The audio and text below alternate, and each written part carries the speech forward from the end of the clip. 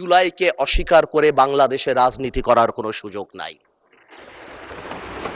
জুলাইকে জঙ্গি আখ্যা দিয়ে বাংলাদেশে রাজনীতি করার কোনো সুযোগ নাই। অনেকেই আওয়ামী লীগ নিয়ে কথা বলে, আওয়ামী লীগের ফিরে আসা নিয়ে কথা বলে। আমি একটা কথা আওয়ামী লীগ নিয়ে পরিষ্কার বলে দিতে চাই, জুলাইকে অস্বীকার করে বাংলাদেশে রাজনীতি করার কোনো সুযোগ নাই। জুলাইকে জঙ্গি আখ্যা দিয়ে বাংলাদেশে রাজনীতি করার কোনো সুযোগ নাই। এখন পিরিয়ড হোক রেগুলার বা হেভি, প্রয়োজন মতো কনফিডেন্স আছে রেডি। Play with confidence.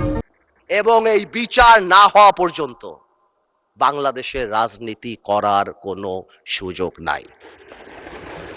মাননীয় স্পিকার, যে ইনস্টিটিউশনগুলি আমাদের ধ্বংস হয়েছে, বিশেষ করে আমি মাননীয় প্রধানমন্ত্রী, আমাদের ফরেন মিনিস্টার সবাইকে বলবো, Bangladesh has a Bangladesh has a tainted, আমি বলবো হ্যাজ আ টেইন্টেড রেপুটেশন। গত সরকারের সময় আমরা স্যাংশন পেয়েছি, স্যাংশন বিদেশের মাটিতে, কিন্তু আমাদের জন্য অত্যন্ত লজ্জাজনক।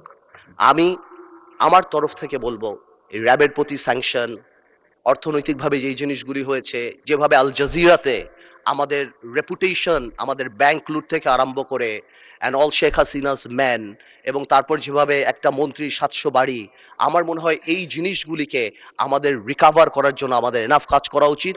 এবং যদি সম্ভব হয় মাননীয় স্পিকার, একটা ইকোনমিক ট্রিজন আইন পাশ করা উচিত, যে ভবিষ্যতে যাদের কর্মকাণ্ডের জন্য বিশ্ব পরিমণ্ডলে বাংলাদেশের অর্থনৈতিক রেপুটেশন নষ্ট হয়, তারা জানি দেশদ্রোহী হিসাবে বিবেচিত হয়।